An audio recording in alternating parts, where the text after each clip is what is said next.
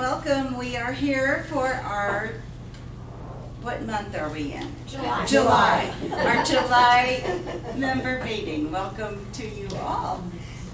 What I would like to do is take a moment and great pride in introducing our demonstrator, Karen Nilsson. Barbara. I meant that. I can be Karen. No. You Do don't not wanna be accuse Karen. her of being a Karen. I don't know where that came from.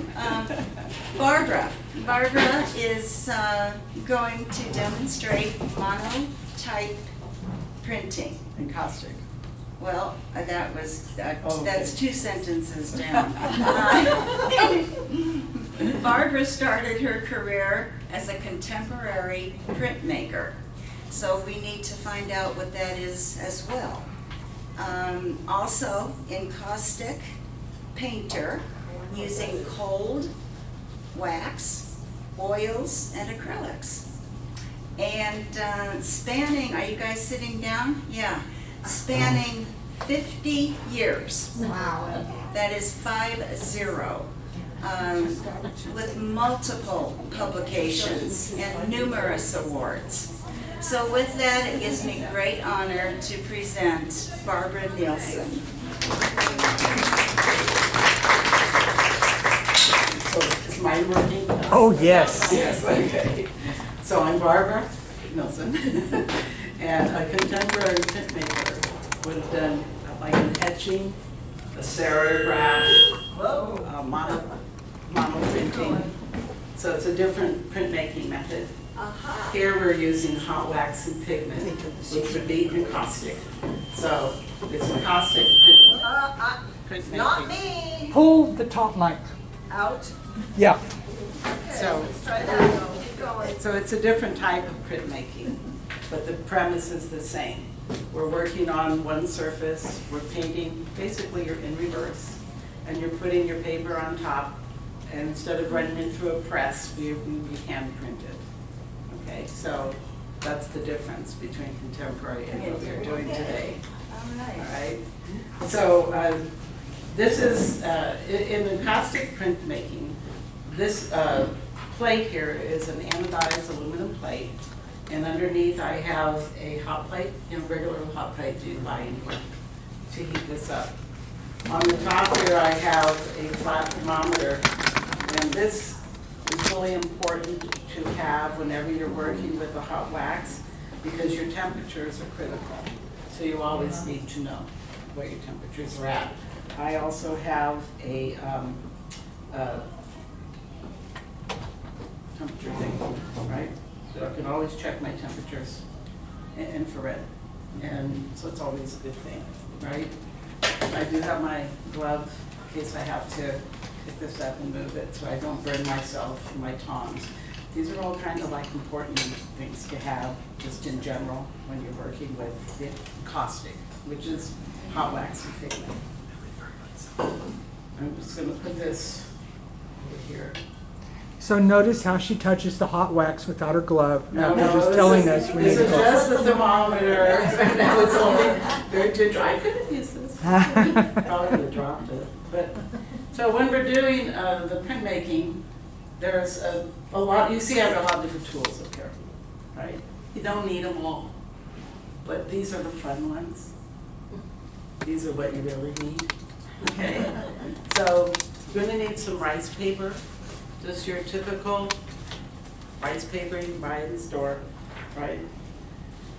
Also, there's this other kind of rice paper. It's a different brand, but it's a thinner rice paper. So when we do something called a ghost print, which I will show you, we would use this thin paper. And then here's just some random papers of different weights and stuff, which if we have time, we're gonna try and see how these work compared, okay? We use a baron. This is a typical Japanese baron. And here we wrap it in aluminum foil because we would go to press the image down, we can use this. If you get wax on it, just wipe it off. you'll see as we go along, it's very cool. We have encaustic paints, which are medium. And medium is beeswax and damar crystals. They're melted together into a certain proportion.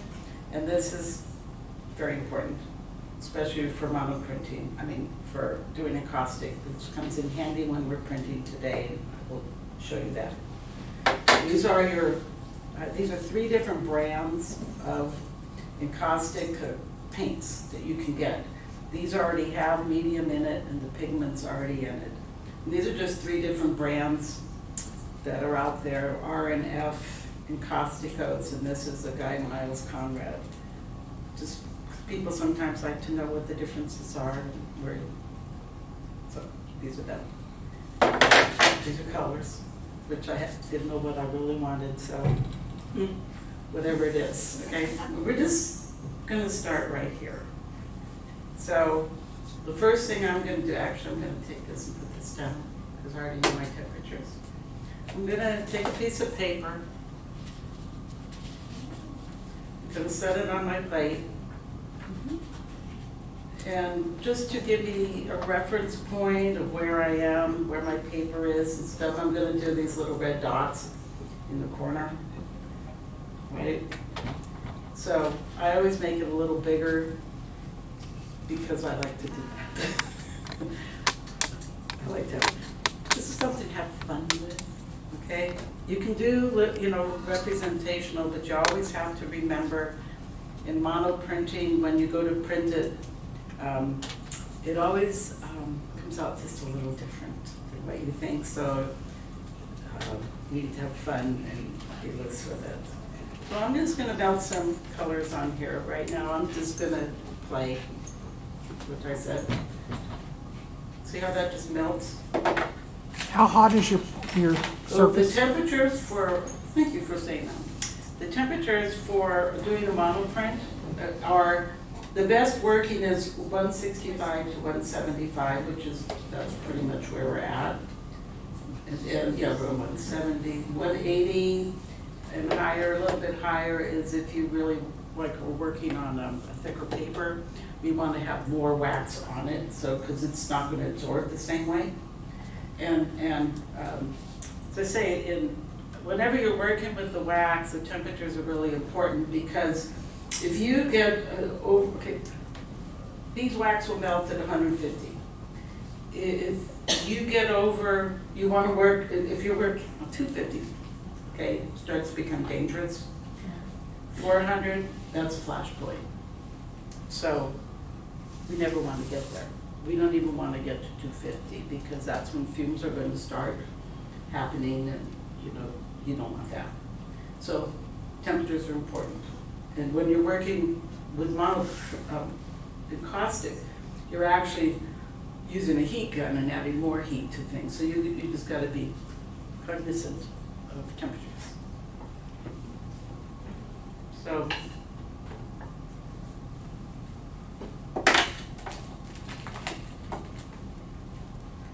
I just love when they melt like this, you know. Fun, huh? That's more color. Now, over here I have these tools. And these are shapers. They come in different shapes, sizes. This is a fun little thing, a little baster. You can make lines, right? And take this.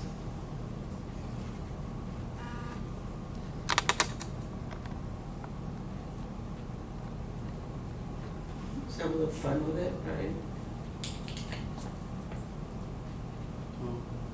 So Barbara, those Yeah. are brushes? No, they're little, They're metal. no, these Silicone. are silicone.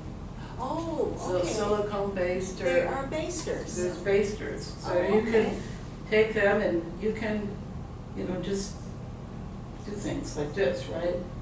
Now, what we're gonna do, so I'm just gonna take this paper I'm just gonna print it. This is the one you red dotted? No, the red dots are on the. Oh, okay, I see, I see. Uh-huh. So when you're printing, I like to use the smooth side, so the rough side, and the smooth side. So I always go like this. Okay, now I know this is the smooth side.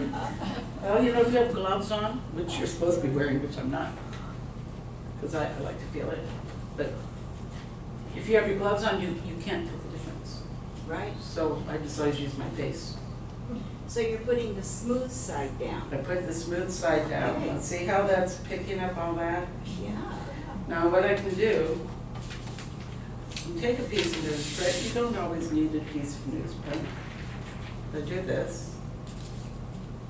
My Darren.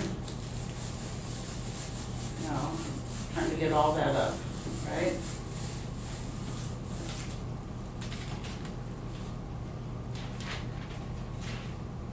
Now we're gonna see what happened. Okay, so, yeah, I still got marks down here, so I can kind of see what I did. So now I'm gonna look and go, because that's the way I talk. And I'm gonna, well, let's see if I can put some things in here.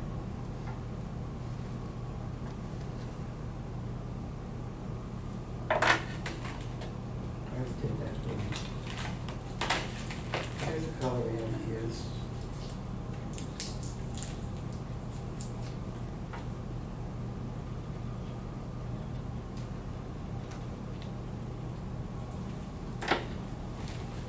I like to use color, can you tell?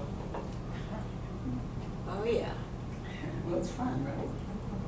Absolutely. Yellow.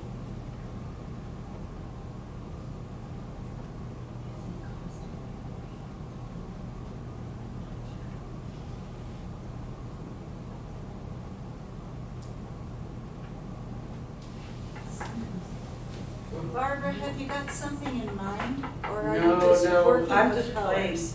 You're playing and working with colors. Because I think it's a good place to start, to get used to it, to see what you can do. And it's also a good way to kind of free yourself up a little bit.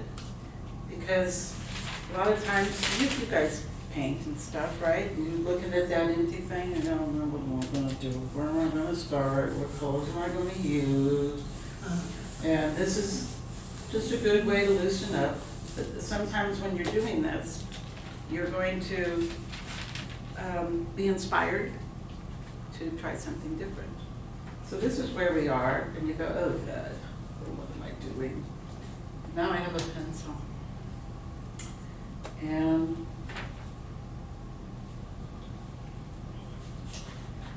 I'm gonna let this get on the back of the paper because some of this will come through.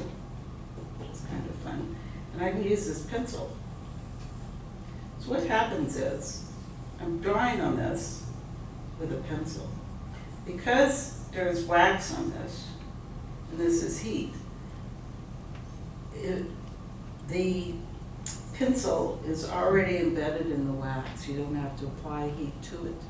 So it's already fused. So I can just add all I want, right? It's getting a little hot. Use one of these little buggers, hold me down, right, so I can move.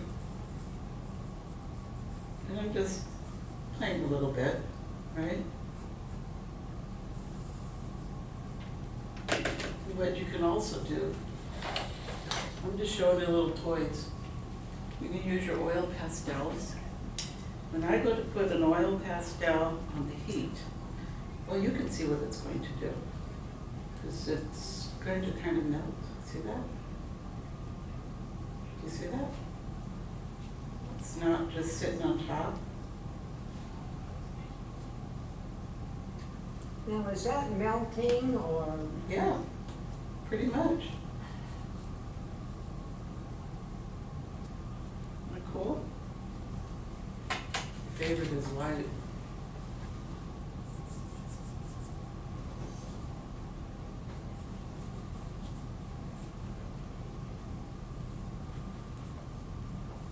See how this is just changing as we go along? Listen, I'm not trying to create a work of art today. I'm just showing you this stuff, okay?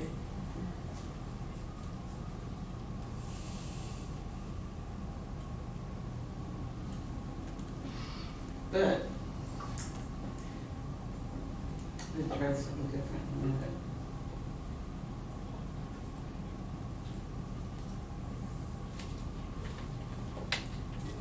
It's not a work of art, but when you take this, to get the right piece of paper behind it. If you put a piece of paper behind it, now you can see what you have. So say it's not work of art, but it's certainly fun, right? Brilliant colors. I know, and you know, you could actually, could do more with it, but I'm going to just do something different, just to show you different things, 'cause that's what we're doing, if that's okay. So to wipe this up, I just use this Viva towels. You can use Viva, regular rags.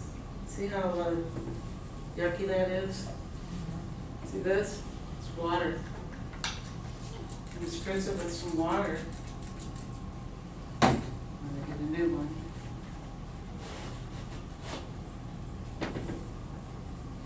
You said Viva, can you use Bounty? No, I will tell you something, this works better. Okay, that's why I'm asking. You know, because I use Bounty for a lot of other things, Uh-huh, but this works better. interesting. And for monoprinting specifically, this is a rag. This also works nice. But sometimes you don't want to use up all your rags. So, or you just want to wait till the end when you really want to clean it good.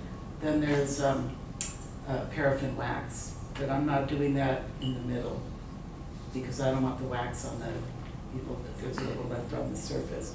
So I'm just gonna take another piece of paper. And what's so fun about this, you know, the paper, it's not so expensive. You can always just get another piece, which is what I do. But I'm going to do something different this time. Well, I hope. Because you can work on this right, which I just did. But you can also put it on one side and then put stuff down and have it come through the back. So you can have on both sides. You can also make the paper translucent. So that's where I was going to try to show you right now. So this is always such a pretty color, huh?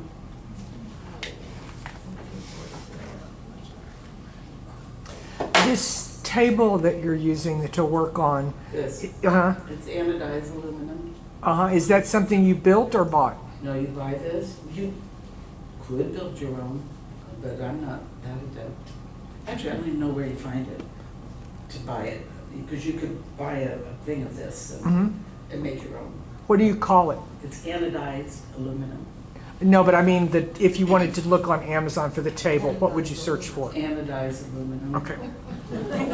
I will go see if that is correct. Yeah, are you checking that out just now for me? Yes, I am. Perfect. I didn't find it under hot wax table, so I'll try. No, it wouldn't be. You could find it, you could put in caustic, but I'm pretty sure it should be anodized aluminum.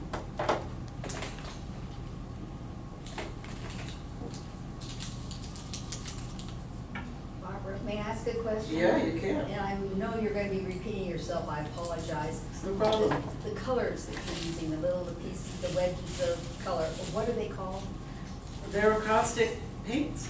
That's just, okay, and they just come that way. Yeah, No. yeah, so there's R and F, which is a brand name, Okay, and Caustica, so R and F, which is kind of like the name, Okay.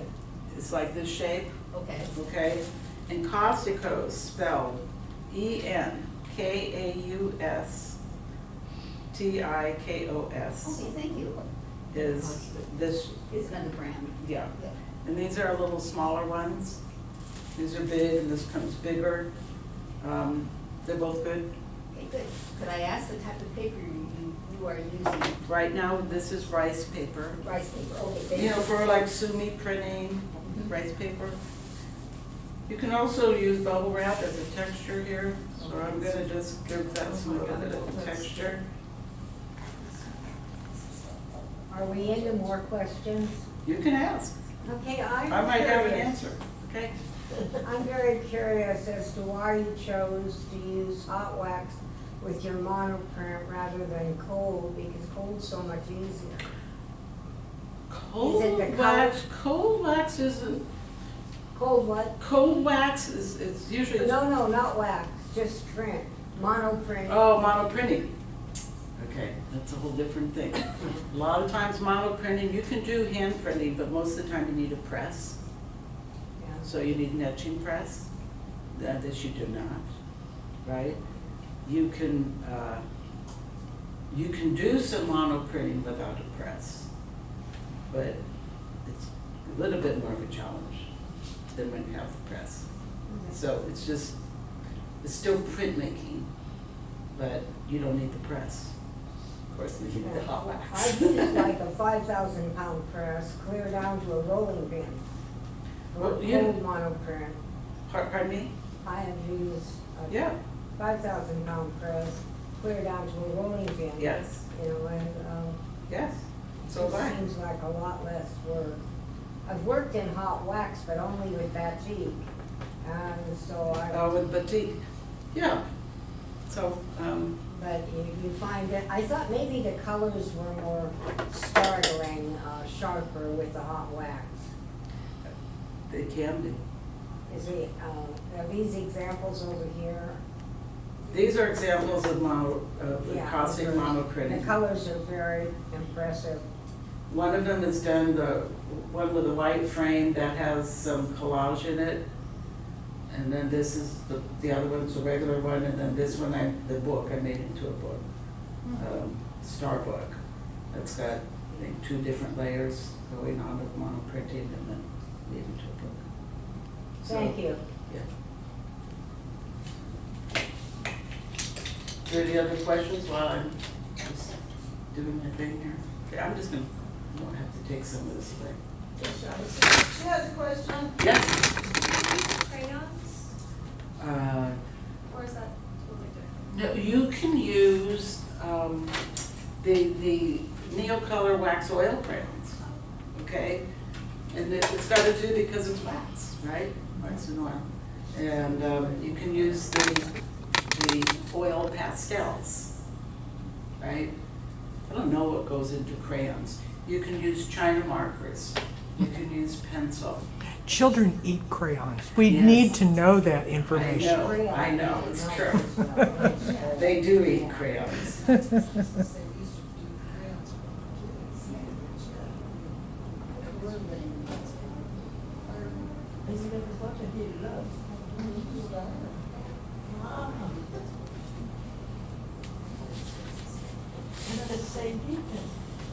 Pardon me?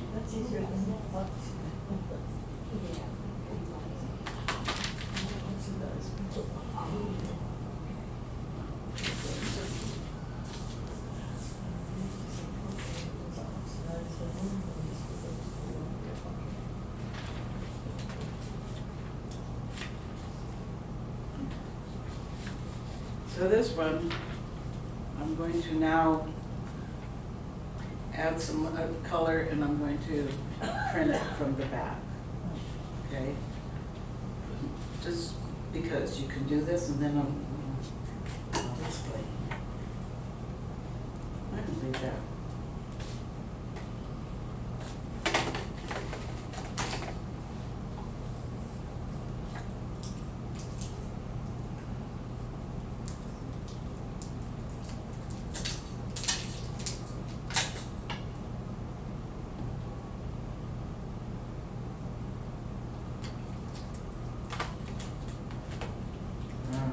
Indian yellow. You guys ever use Indian yellow?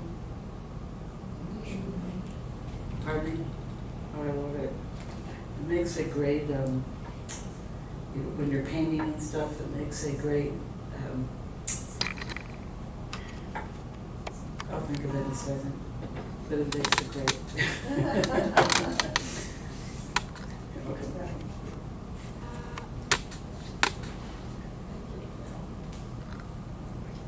I can think of what I really want to do here. Well, this is just a regular little squeegee type thing.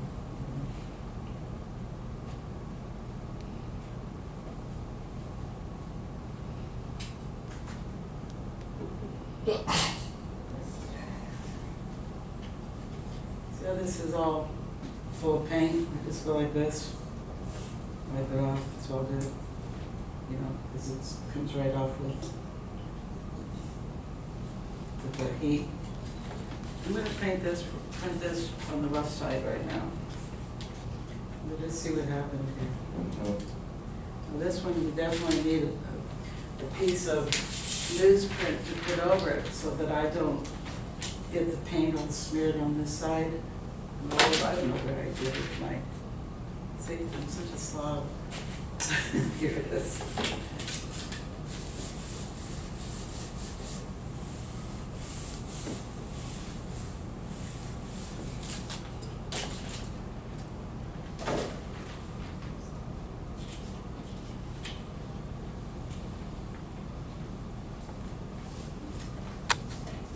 Show you where it's out with this.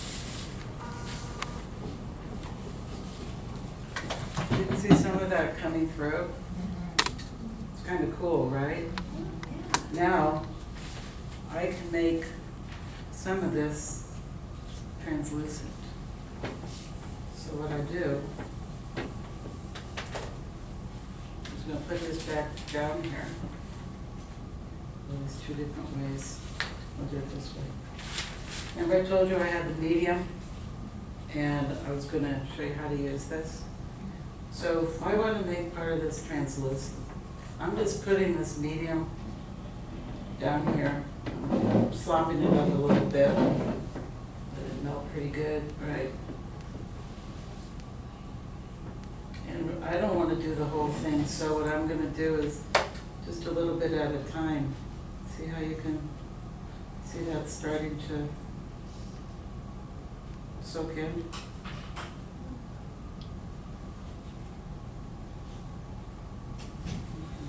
So you can see right through it. I see. And that's what makes it transparent? Yeah, just using the medium by itself. You see that? Do you need this to show you? You see how you can see right through the paper? Yeah.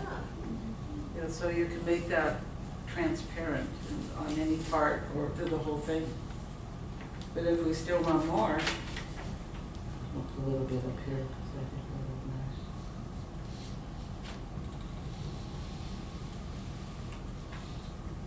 Okay. Okay, I like that. Then we're going to do, Barbara? Yeah? The medium that you used Yes. to put on your Yep. table, as you were putting it on, you used various strokes, like I saw circular motion. Oh. But once it's on there and melts, the stroke goes away, it won't come through on the back of the paper? no, Okay. no. Okay. What happens if you put something on your palette there that's realistic? How does it come out after you put the heat on it? Okay, so well, I did something that's not wonderful. Okay. I did this little sunflower thingy, Okay. okay?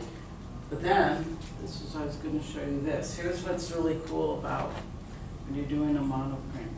You have these little corners, like from matboard, and you can take this, and you can frame this Oh, and cut it until you get, and crop it. yeah, crop it, until you get the image. I don't know, can you see that laying down, or do I need to pick that up? There's no words with it. Can you see that? Yeah. Right? And if I don't like it, I just move it around till I find where I like it.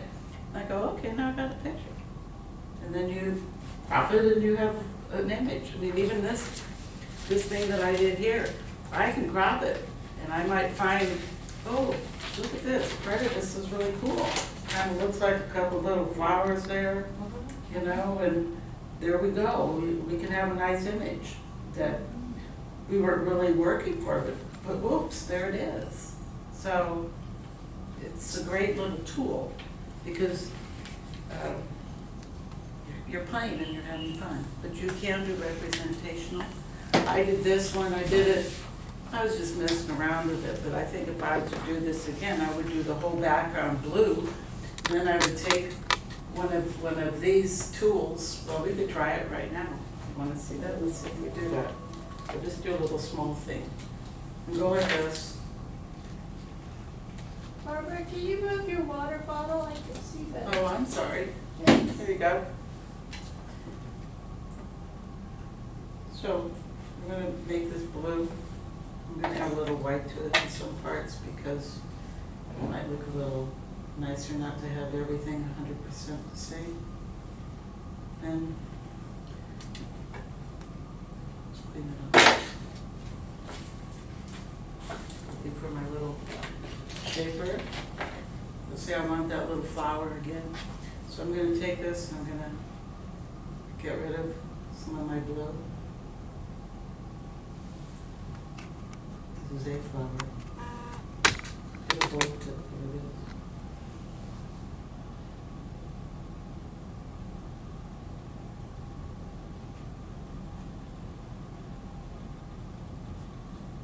Right?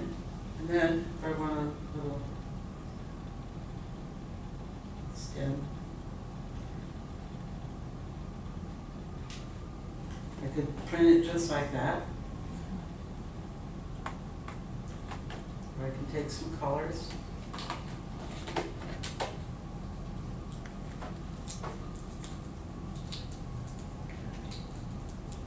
If I can open this stupid thing. I could make a little.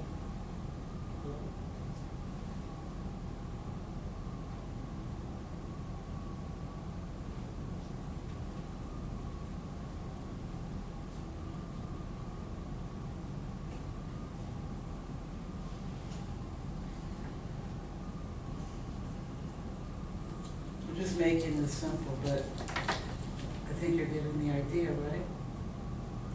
You can do it either way. And I could add more colors. I wanted little shadows.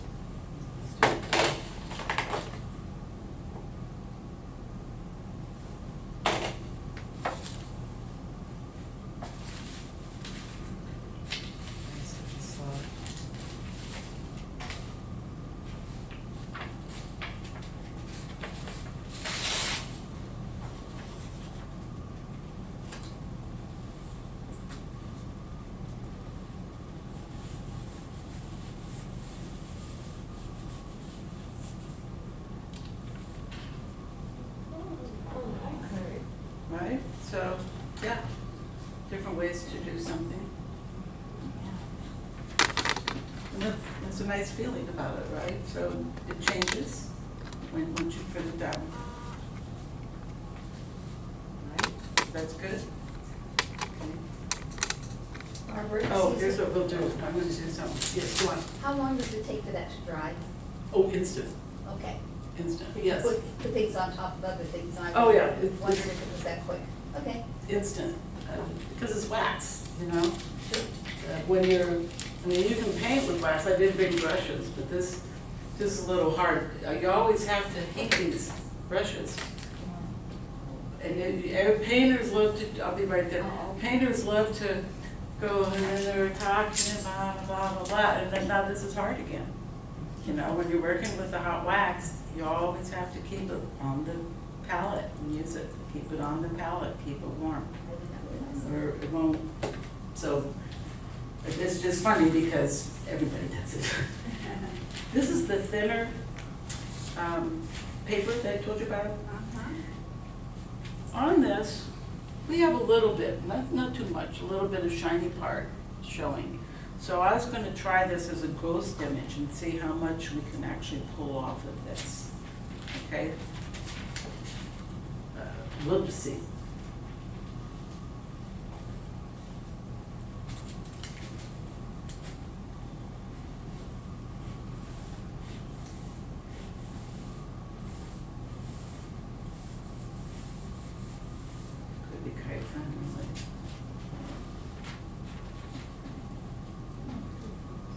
So it's there. Uh-huh. And what's fun is you can add to it. Or, I don't know how I want to add to it though. But see, I see it here. And it's kind of, another thing you could do.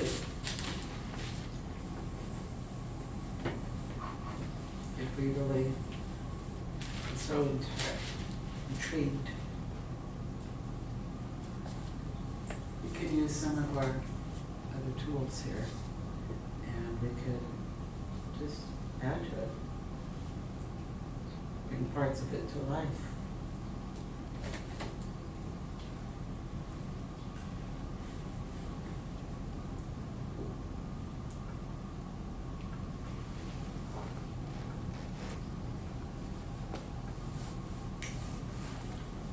You don't always have to use this. You can use paint, and it will also melt on the paper.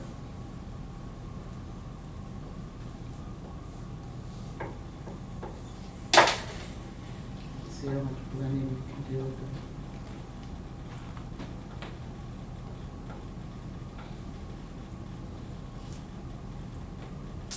Kind of fun, right?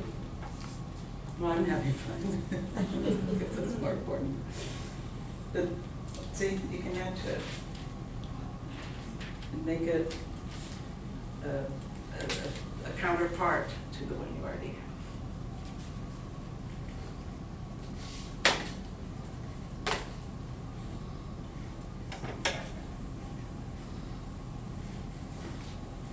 There's also, you can buy these anodized printing plates. Did you find that on Amazon? I Yes. found the Encostico's website has, Yeah. I just searched for anodized aluminum plate Here. for printing, Here. and Encostico's has a whole Yes. bunch of them.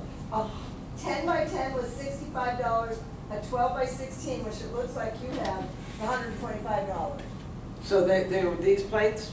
It's, well, that's what it Well, said. I want to see the picture. Okay. Yeah, bring it up here and put it in front of the Because camera. you can get these printing plates, which if you ever did regular printing, it would kind of looks like a zinc plate, but it isn't, it's anodized aluminum. You can use this, but you need a hot plate surface to put it on. I can put this right here and let's see if we can get it warm enough to do something. And then you take a piece of, oh, I don't know if I should have brought bigger paper. Let's see if this will work.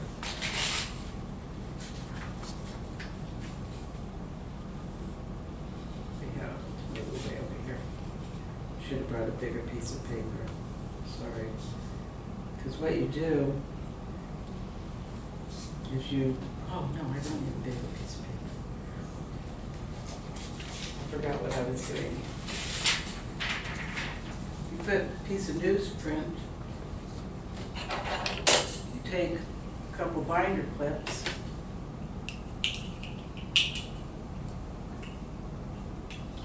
it's heating up nicely, I'll tell you that.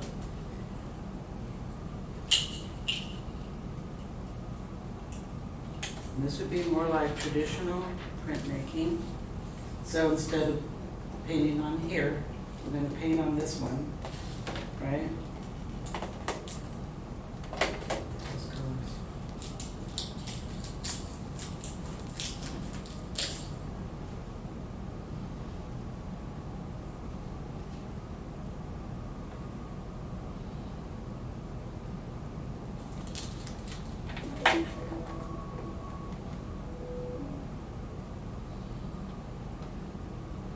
It's not quite real. There we go. It's starting to melt a little bit more.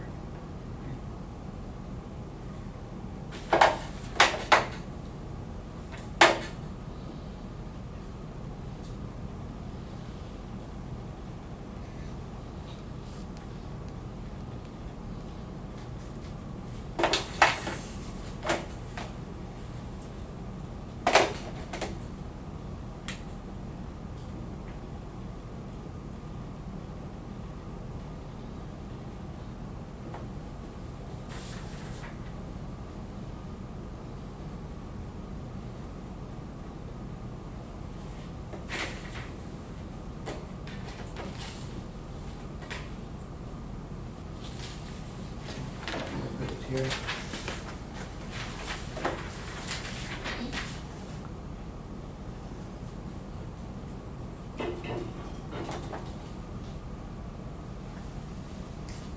When I put this clear medium on here, it'll thin this out a little bit. Let's make it a little gloppier. I'm going to try to draw something in here.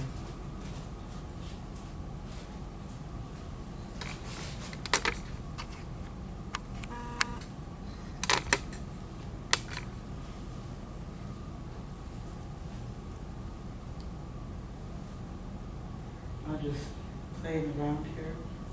But so I just wanted to show you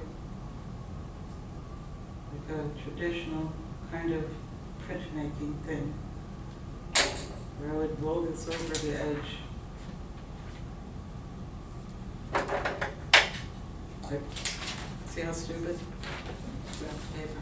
Ha ha! Sometimes, oh, a whole other thing to show you.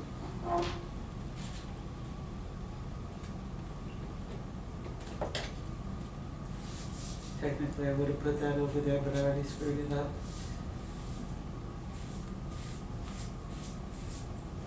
You can take this and rub the edges so you get the little plate mark, right?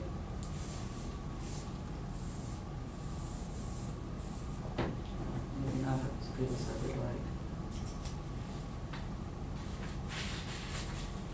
Then you have like a plate, you know, the plate mark. And the whole, it's not a good print, I'm just showing you how it works.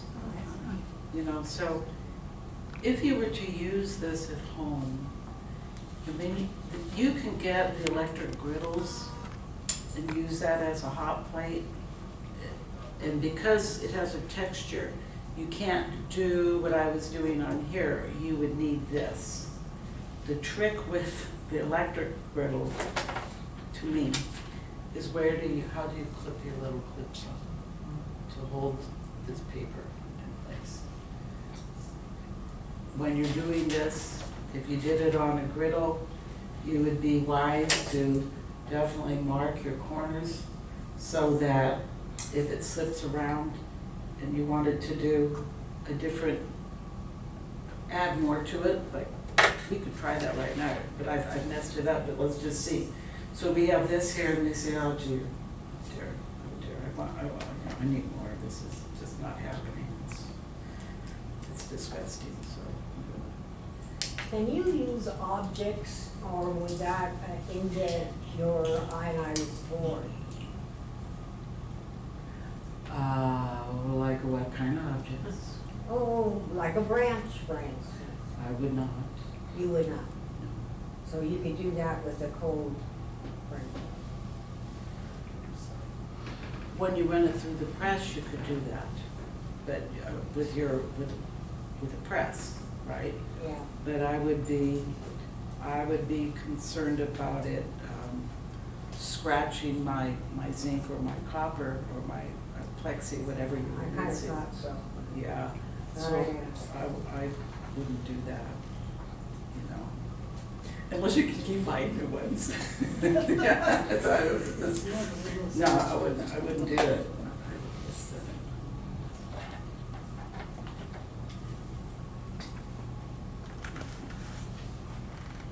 This is the pastels.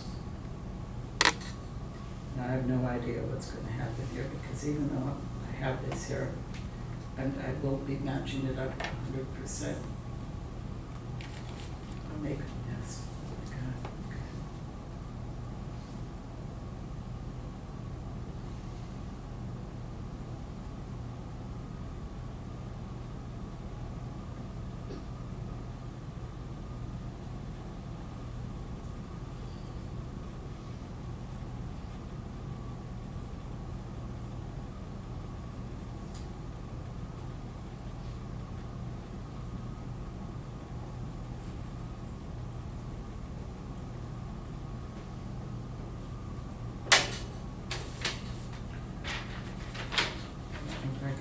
this right. Let's see if I can.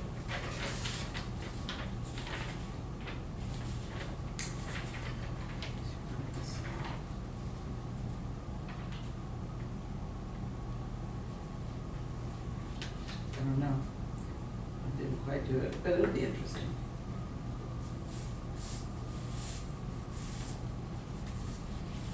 Because I didn't mark it all ahead of time.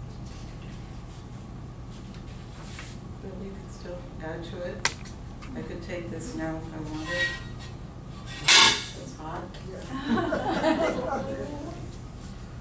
Actually, I need to clean it while it's still hot. Barbara, did Yeah. something inspire you to start something like this? You mean Why? hot wax? What got you into this? Into mono- caustic? Well, the monotype printing, Well, the I've been a printer for years, okay? So, I mean, it started out as a printer.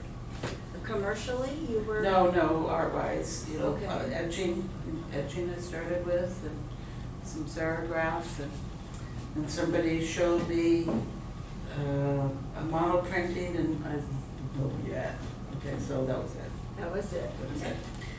And so I did that for years, and then, you know, painting and stuff, and then one day, I guess it was in the 80s, I used to work in San Francisco, and I was at the Grugan Gallery, I think it was, and I saw some, my first acoustic paintings. I thought, oh man, I want to learn that, right? Because it's just so beautiful. Yeah.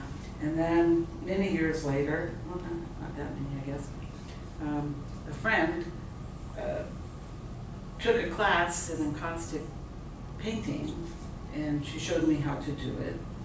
And then later, when she passed away, I was given all of her, this plate, all of her caustic stuff.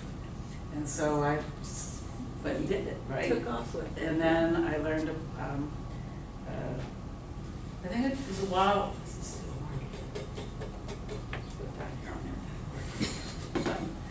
it was a while, before I did the caustic monoprint. No, I guess it wasn't. Then I read about the monoprinting, so I learned how to tell myself the monoprinting with the wax. And then the cold wax is something I mentioned that I do, and that's, cold wax is just what it says, it's cold wax. I think you've heard of Dorland's wax. Some of it, that's a cold wax, and you mix it with oil paint, and you paint with that. Monoprinting with that doesn't work so good. Not really at all. So, does that answer your question? Yeah. Actually, I do give some workshops if anybody wants to learn any of those techniques. I have some little flyers there. Just an FYI. So is there any, I think I need to show you one more thing, because I want you to see everything. We'll say everything. All right. So I'm going to put a glob of paint on here, okay? Very juicy. And then I'll show you what I'm going to show you. And this is kind of cool.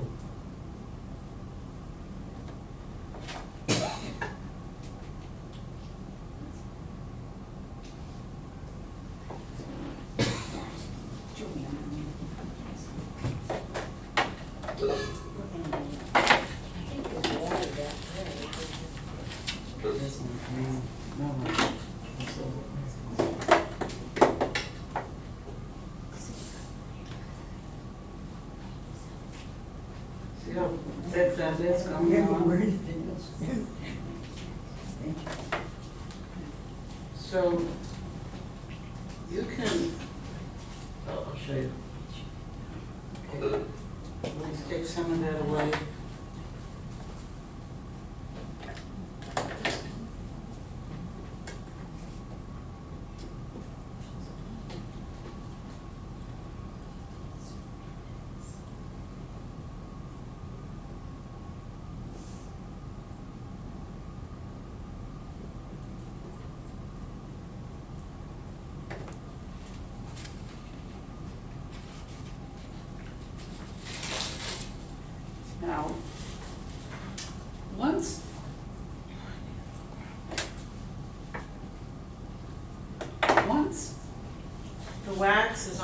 paper, you can't take it off. Okay? It absorbs into the paper just now. Isn't that fun to watch? Oh, it's pretty. You should see it.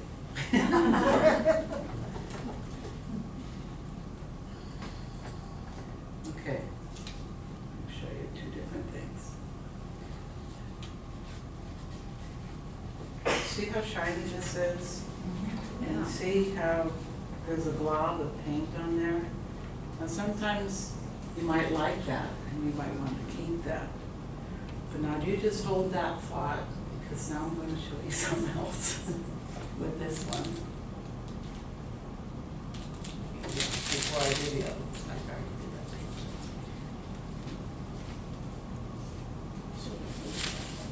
So this is the ghost, and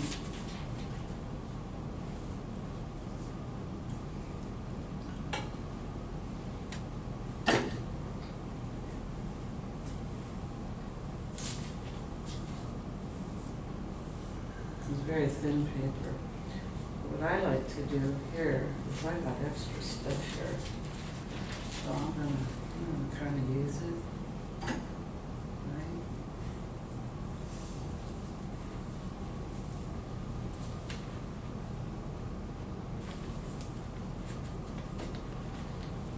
It's kind of fun too, right? But that's not what I was going to show you. So now I'm going to clean this, because this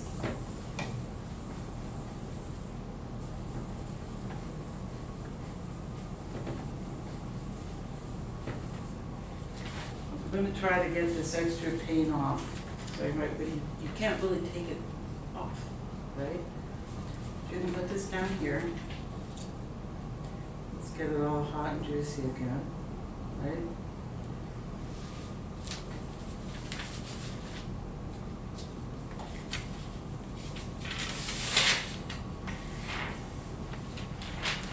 Good juicy. I didn't want to do it before because I wanted to clean the plate off first. We'll put this on the top of it.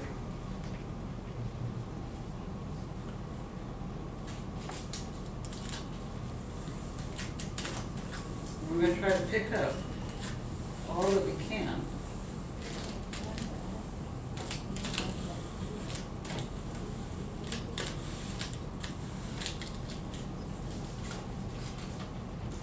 So we got a lot of that glop off, but we didn't lose our image.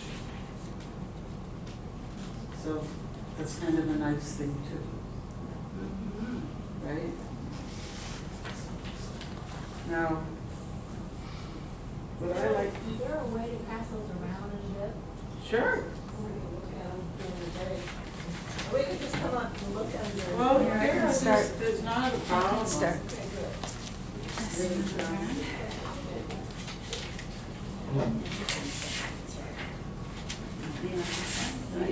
Show that one. Okay. And that's it. Okay.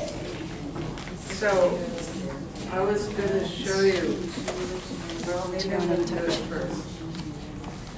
They said, to have fun, but we're also gonna have to clean all of our tools, right? And when we get our paint, we're using it so we're getting other colors on it. Right, So yeah. the way to clean it is just put it on the wax and get the paint off, right? So I'm gonna do this with my paints while everybody's looking around. Barbara, Yeah, is that paper resilient to watercolor? Could you do a watercolor on top of it to give it depth? you're dealing with wax. Okay, actually, I don't know. A fly here, not a fly. With the wax, that's all. No, because the wax, I don't know, because the wax absorbs into the paper. I just don't know, because of wax and water, how, Yeah, it wouldn't matter. I don't think it would work. because it's still wax. The last one you did made me think of The last background in one. the jungle, and then I thought, No way. jungle. No, but you know, you can go over it, whether it's on here or off, and you can add your pencil, you can add your pastels, you can do whatever. Then you can put it back on here just for a little bit, so that it all melts together, right? So you can do it when it's on here, you can do it off of here, and add back on, right? So right now, I'm just really trying to get some of this extra colors off of my waxes, all the messes that I made, right? Get most of it off, the ones that are really disgusting. Barbara, I filmed a few of these wax demos before, Yes. and this one seems to be less fumy than Oh, most. totally, totally. The reason is you're working at lower temperatures, Right, okay. and you are not using your heat gun or you're not using your torch, Uh-huh. because those are gonna add more. Right, okay. So those are the reasons. Because this has been very gentle on my throat this time, and Yeah. that was a little But surprising. that's why, that's why. Lower temperatures, Lower okay. temperatures, and we're not using the extra heat, okay? So, I want to add a couple more colors in this, this is just boring.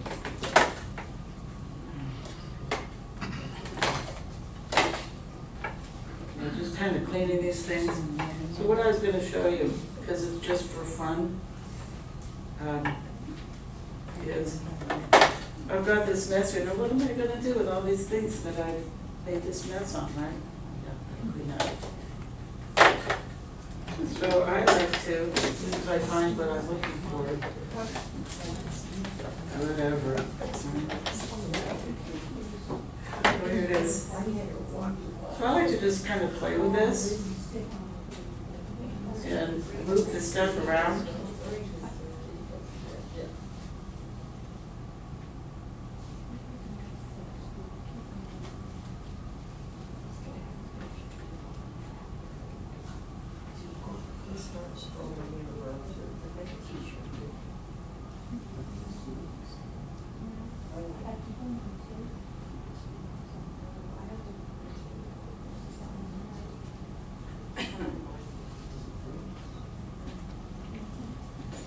I love these little tools. Can you tell? They're just so much fun. I'm just gonna make another print.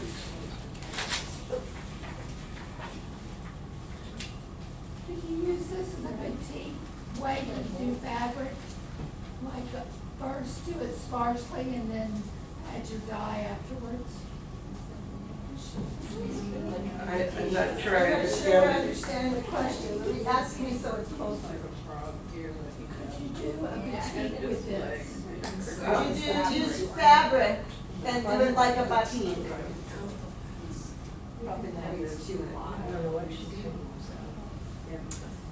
She doesn't have an answer for you. Well, I'm sitting here thinking, you know, you're talking working on the fabric instead of the paper.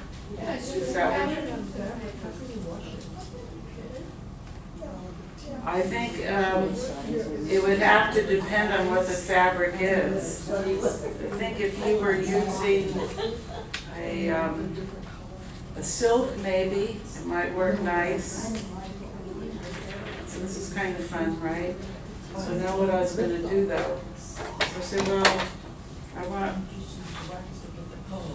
I'm just gonna add some more. You're gonna have to clean that piece up again. No, I'm not. Oh. It's okay. It's all okay. It's part of the fun, right? It's part of the fun.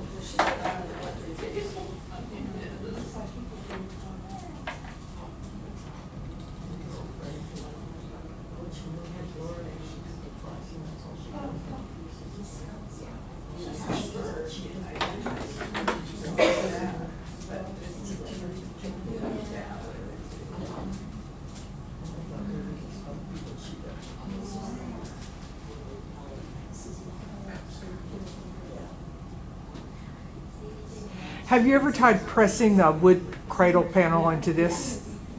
Oh, it wouldn't work. It wouldn't pull? It wouldn't, I don't think, I just don't think you would get what you want to get. I think it's because of the surface. I mean, even when you're working with the caustic, which is the same surface, putting the plate on top, I just think you're going to get a mess. It's just, I don't think it's going to do what you want it to do. Well, mostly my art never does what I want it to do, but. Oh, then it might be perfect. You never know. It has a mind of its own.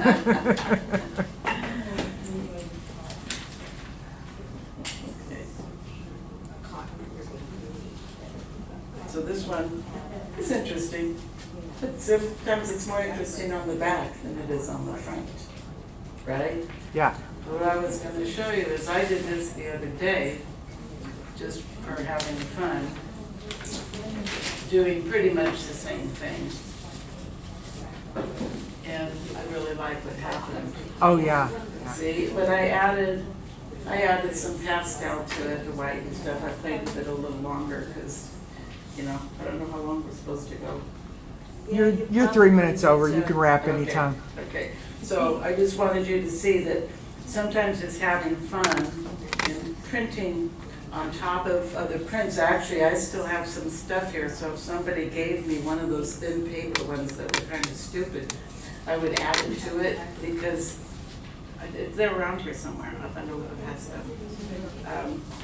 It would help me use this up, but it would also show you that by doing some of that, it just helps. Thank you so much. Oh, I don't think I want to use that one.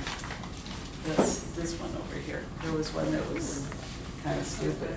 Yeah, this will work. So I like to take, when I'm doing a ghost print, I like to take it because it's not so good. And let's just start adding some other ones and see what happens. And it's another way to clean the plate, but sometimes, I'm just saying. Sometimes. Like with my art, you never know when the magic's going to happen. Well, it's true. Yeah. It's true. Now this is very subtle, but I can see it's the beginnings of something. Might be quite nice if I added some pencil and some other things to it. It's starting to get a little bit more depth to it. Either way. So this is a good way to have fun. Right? Any more questions? No? Okay, let's turn you off. Thank you.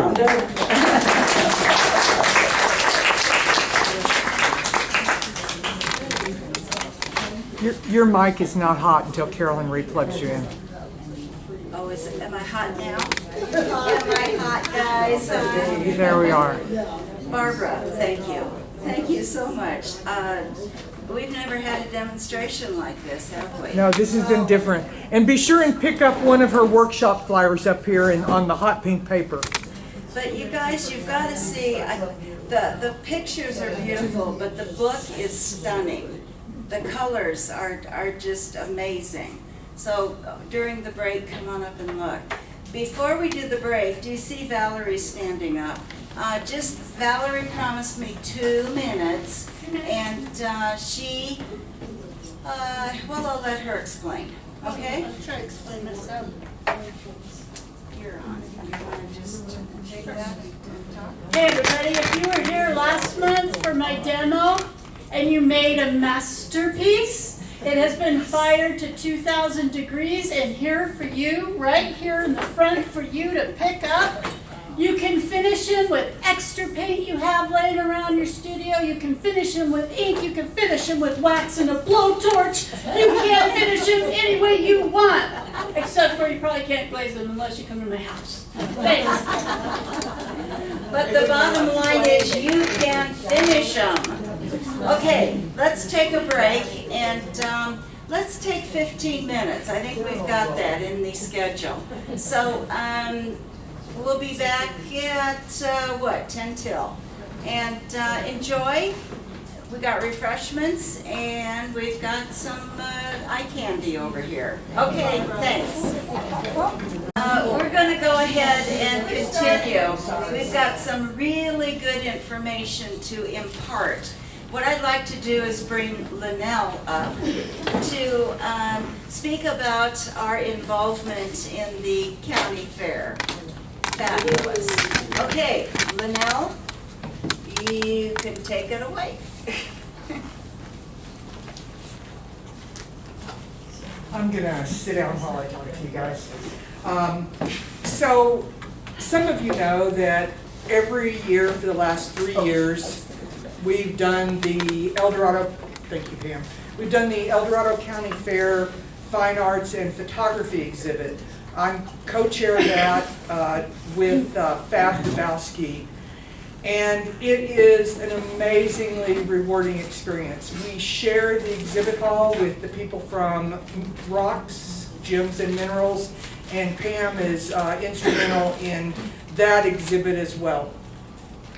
It's always, and I do it because Jerry asked me to several years ago, but then she goes on vacation that month, so she gets the best of all worlds.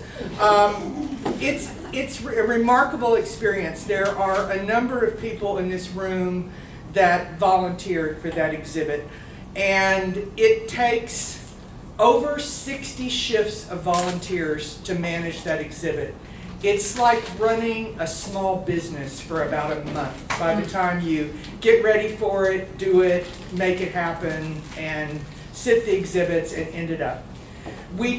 This year we had almost 400 entries in the photography department. We had almost 300 entries in the fine art exhibit. And that's because this year they moved the juniors over to our area. Those are the 11-year-olds to the 18-year-olds. And there were almost 200 exhibits there. Sherry Lynn Morris is nodding yes because she and Tudor hung those 190 exhibits on the wall using Velcro, okay? Because it's the county fair and you do what you have to do to make it work. But it's super rewarding. This year, the CEO of the county fair endowed 2 scholarships for the juniors in the fine arts area in memory of her mother, Lorna Dillon, who did the fine arts exhibit job before I came on board and was a local artist. And so there was a $250 scholarship for the 11 to 14-year-olds and a $500 scholarship for the 14 to 18-year-olds.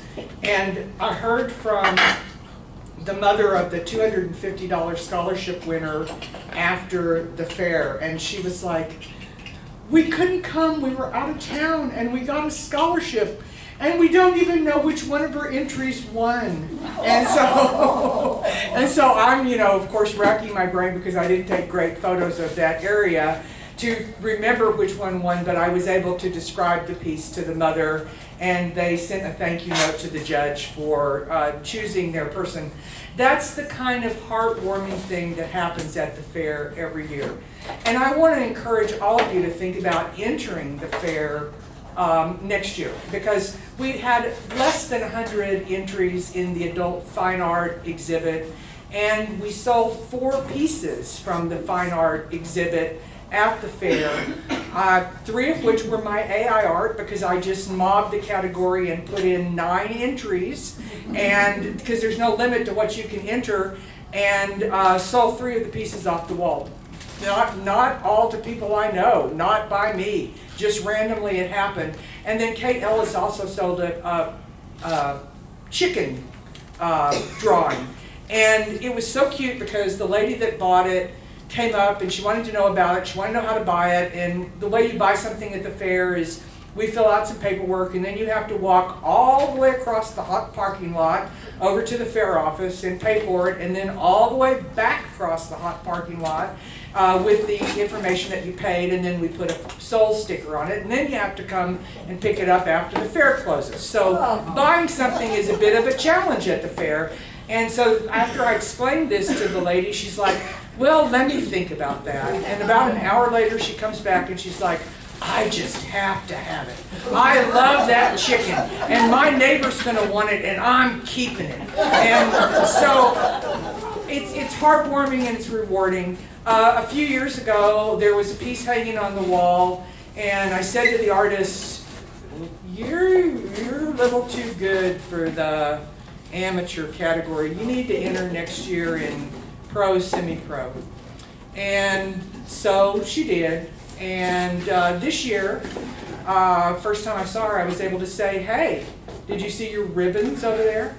And she said, my ribbons?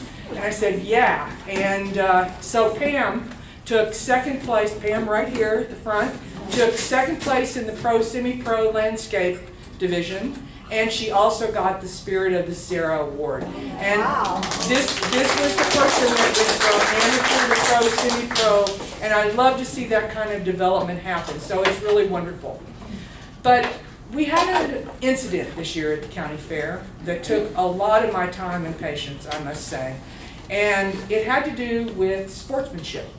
And someone didn't win. And that happens. A lot of times I don't win. A lot of times you don't win. Sometimes we do win, and it's always nice when we do.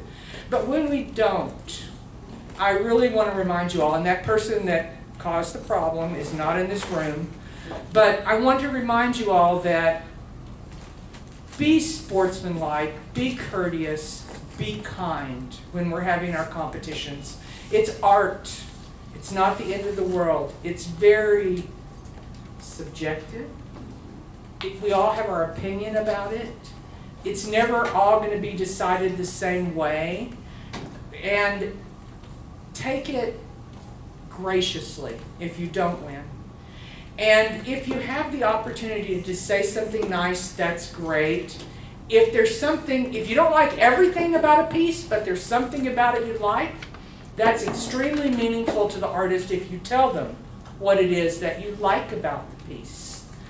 Be very gentle if there's something you want to critique about the piece, because we are all fragile about our art. I know I'm especially fragile about stuff I paint, not just create with AI. And we're all just trying to do the best we can.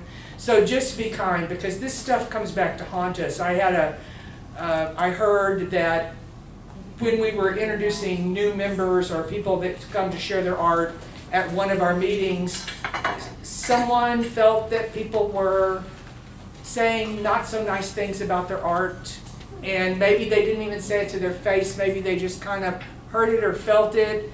But let's try to be warm and welcoming in the group, because for me, I may see somebody walk in and they may need to keep working, but I watch that work that they do, and I see their art step up over time and become more polished and more mature. Or they take a different technique or take off on doing something like wax that they've never done before, and all of a sudden they found their place. So just be kind and be encouraging as much as you can. And I once took a class that was the 4 agreements, and I can never remember all 4 of them. Maybe some of you here in the room can. But, one of them is be impeccable with your word. Don't lie to people about things. And for me, because of my profession, and some of you know I still work, it's extremely important that I'm impeccable with my word, because if anybody that does the job that I do is caught even one time fudging anything, it will be the absolute end of their career. What would that be, lying about your work? Well, for instance, several years ago, when it was a relatively new field, my work is computer forensics. And it's only been around, doing computer forensics has only been around about 25 years. And I started in it about the time it was invented. And one of the things that happened early on is we had a fellow that was doing very, very well in the field. And he would work on some very high profile cases. And he fudged his resume. And he said he had a college degree. And he did not. And it was enough to finish his career. And that wasn't even lying on the stand, which is even worse. But that being impeccable with my word has always been a cornerstone of my business. And I think people that work with me on the board also know that I'm truthful, but I try not to be too frank so that we don't hurt people's feelings. And so there's that fine line between being truthful and hurtful. So we all have to manage that for ourselves, and I appreciate you guys listening to this, because since the incident at the fair, this has been very heavily on my mind. We had an artist accused of copyright infringement of Peppa the Pig. The artist that was accused of copyright infringement's pig could not have been more different from Peppa.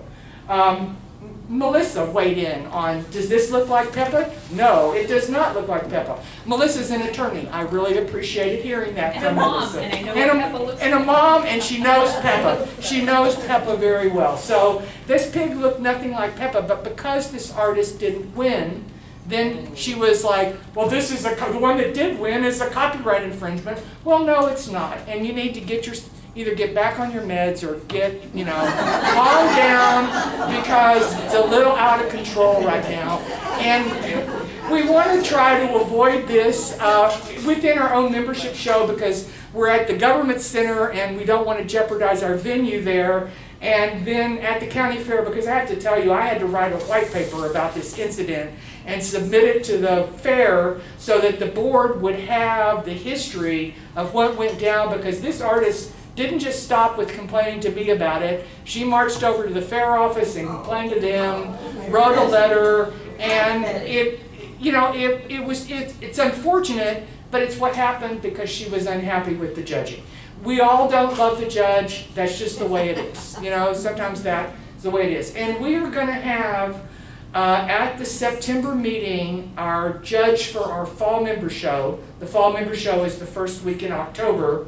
Our judge will be here to offer critiques on some of our work at our September member meeting. So you may bring your work and listen to what the judge has to say. She is not going to just say nice things. So be aware that you might get, something that isn't positive about your work. I'm still trying to decide if I'm brave enough to bring a piece of mine in or not. I don't know. There's something I've been working on for about 2 years that I might be able to bring in here. We'll see. Do you have a theme for September? A theme? Oh, A theme? No. artwork theme? No theme. Just like our member shows, whatever you've been working on and want to present. And it's subject matter based for October. Yeah, talk about it in a Okay, minute. Carolyn doesn't want me to jump all over her stuff. But just be aware, the judge is going to come and you will be kind, all right? Be kind to the judge, because we want her to show up for October. And then the last thing I have to say is at the September member meeting also, this is not about your stuff, Carolyn, don't worry. Art Tours is inviting any of their artists that are going to participate in the tour to bring in a piece of their art to share with the group. We will video it and we will put it up separately on our YouTube channel quickly in front of the art tour, so it'll be there for anybody that's participating in art tour. And that's it for me, unless anybody's got anything they want to say. If so, make it kind. Get on your I meds. do, I don't want to beat this to death, but I do have to say, I was one of the volunteers at the county fair with Linnell. The work that Linnell does for this event is amazing. There are binders upon binders of all of the entries and the categories and how you judge and managing the hanging and the display. It's Linnell. And, And 60 volunteers, thank you all. But it drives her crazy, but she loves it. She loves it. And I loved working with her. And I encourage you guys, volunteer next year. It's relationship building. I want to say it's the sisterhood, but I don't want to, no, because Well, there's some bros out there. There's some bros. There's some bros, yeah. Okay, and Carolyn, I'd like to bring Carolyn up. She is co-chair to the Mother Lode show, and she'll just give you a brief. She's also the chair for the October member show, and she'll just give you a brief. Okay, do you just want to hold it? Yes, ma'am, although I probably don't need it. Hi, okay, so she told you September that the judge for the October show will be here. Her name is Margaret Welty. You are welcome to bring in a piece of art. We'll assign them numbers, and then we'll draw numbers and do as many as we can get in during that hour. And if she critiques it, you're still certainly welcome to enter it in the October show. The October show intake is Monday, October 6th. And I'm going to preface this with something. Read the newsletter. Read the website information. Everything I'm about to tell you pretty much is there. But we all know, well, some of us know, that a lot of people don't read. Okay, sorry. So, intake Monday the 6th of October. Margaret Welty is the judge. It will be based on subject matter. We do 2 shows a year. This one is subject matter. And you can read about it, but it's people and portraits, animals, landscape and seascape, florals and still life, abstract and non-objective, photography, and AI. No miscellaneous. And then miscellaneous. Now, in which AI is a part of that okay. category? And if you want to know what all that information, where your piece of art lies, read the information, because you don't want to listen to me tell you. Pretty soon, and I did send our webmaster information today. The entry form and the entry rules are there, but I just realized I did not repeat the categories and all the little details for the categories. So it'll be on there. And So if you have an abstract landscape, where does it go? That's a good question, because this has come up. We had an artist bring in clearly a landscape, but it was definitely not a realistic landscape. It was abstract, and she wanted it in abstract. And one of the curators said, oh no, this belongs in landscape. And I said, that's up to the artist. So sometimes there is a gray area, and you as the artist, unless you're really, really off the mark, you get to choose where you want it. Unless it's AI. Hint, hint. There's less competition in abstract than there is in landscape. Just saying. Okay. On the other hand, still life is a toss-up between abstracts and still life. So if you've got an abstract still life, it's 50-50 on where you go. Because we don't get a lot of still lifes. But it's kind of up to you, and if you're not sure, you can always ask us. Okay, any questions about that show? Like I said, yes, Hannah. Did you mention, is there a limitation on what kind of medium? I'm not going to say that there's a limitation on the medium, although we don't do videography, and so do you have something specific you're asking about? Like mixed media? Mixed media would be, in fact, well, if it's a landscape in mixed media, then it's a landscape. If it's an abstract in mixed media, then it's going to be an abstract, okay? And in this one, ceramics or sculptural pieces go within their subject matter category. So if Patty Cisneros does an animal or Kathy does an animal, it's going to go in animals. So sometimes it's hard to decide what it belongs in, so you can ask. Or you can just That was actually decide. a good question, because I was thinking we probably don't want things made out of, maybe something like meat. And keep in mind that it is the government center, and they told us when we asked some questions about appropriateness, there is no nudity or violence, and if you have to ask, the answer is probably going to be no. So just keep that in mind. But you can always ask me questions. All right, mother load. Is there a size limitation? Yes, there is a size. We just started creating a size limitation, and I believe it was 48 inches wide, including any framing, and 6 feet tall. Okay? Wow. Yeah, because we've got the height. If we have a lot of really large pieces over that, then we don't have room to fit them all in, okay? Hannah, any more questions? Jealous. You sure? Okay. All right. Mother Lode Cafe, it's call for artists, Mother Lode submissions, entry submissions, it's open, so go check it out. And you can search, you can go to call for artists and search 59th Mother Lode. Deadline is September 19th, I think it was 10 p.m. Read the prospectus. That's all I can read. Yeah, it's not midnight because they're on It's Central not Time, midnight, so that's yeah. why it's 10 Okay, p.m.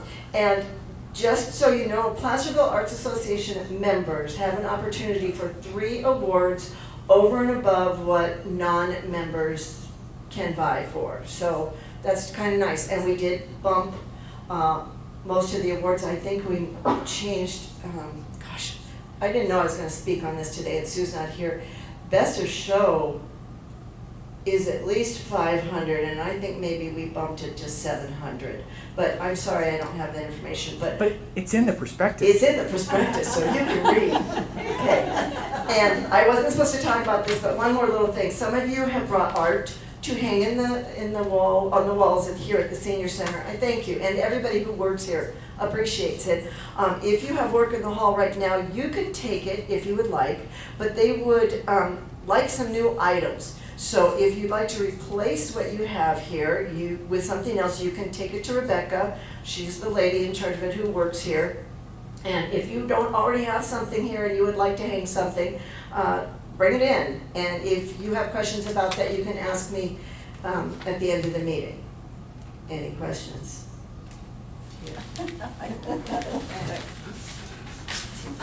That's just a quick segue into what Carolyn was alluding to. And the Mother Lode Show, she talked about the separate awards for the PAA members. Having that separate award category has brought in members to PAA. And I am so proud of this. We are up to 187. We may even be more. That was 187 about 3 weeks ago. So it's really good. And one other quickie thing about the member show is that Carolyn has taken over the show in the is this your 3rd year doing it? Something like that. But she has turned a adequate, wonderful show into something that is quite professional. And sometimes we have more art than we can hang.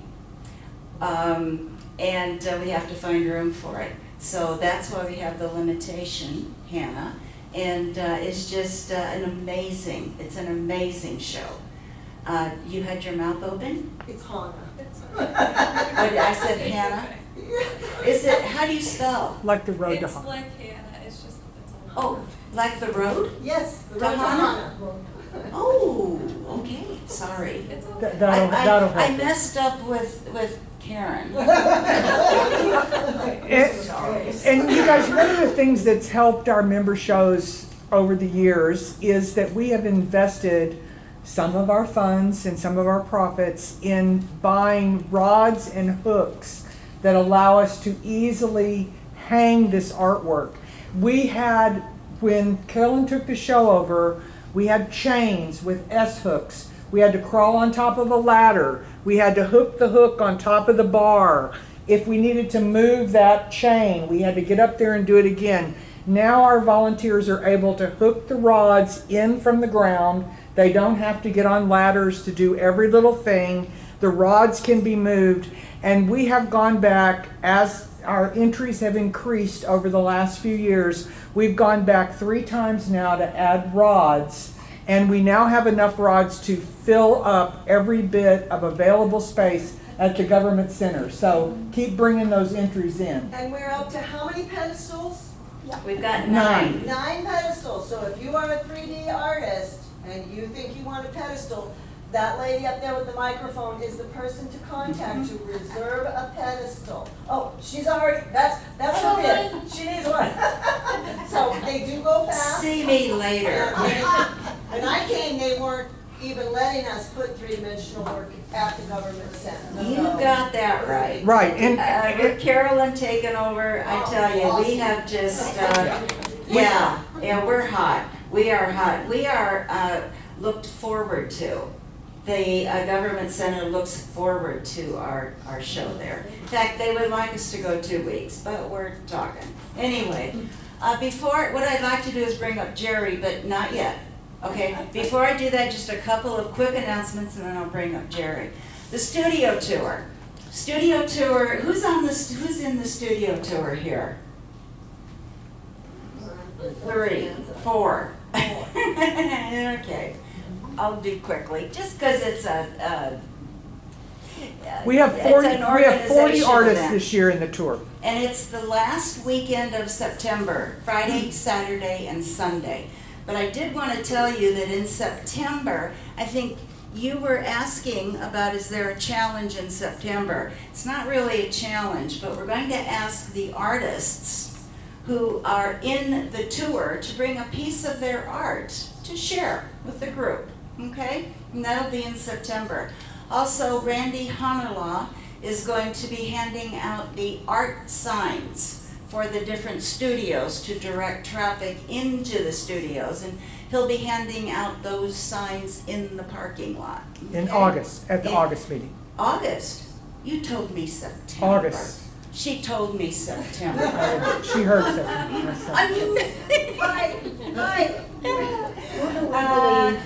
challenges. August challenge, which is, when is August? Next month. Next month. We're in July. I found that out. Is portraits and figures. So it's kind of like think people, okay? So it's an art challenge. So do something people-ish and bring it in, okay? Just for the record, October is going to be cats and dogs, okay? You guys got that. Then November, we're having a small celebration for our Diamond Jubilee celebration, and more information to follow.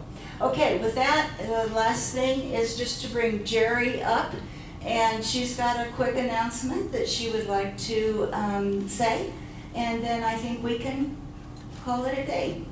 Okay. Hi, so I'm your demonstrator next week, or next month. So it's hands-on. So please bring a sketchbook. Bring, this one is 9 by 12. Don't go any smaller than this. You want to be able to see what you're doing if you want to take notes. So please bring a sketchbook, a pencil with an eraser, so you don't have to be intimidated. If you need to erase something, you can erase. A straight edge. It can be a triangle, just a ruler. This one, it's like a T-bar. It can be an envelope.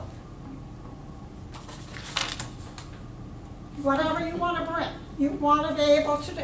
The reason I'm saying something like this, because I want you to be able to put up here, so when you draw a vertical line, it's vertical.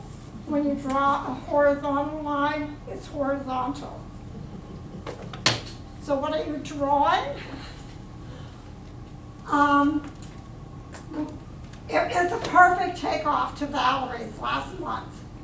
Valerie did a face in clay for you guys, and so she did three-dimensional of a face.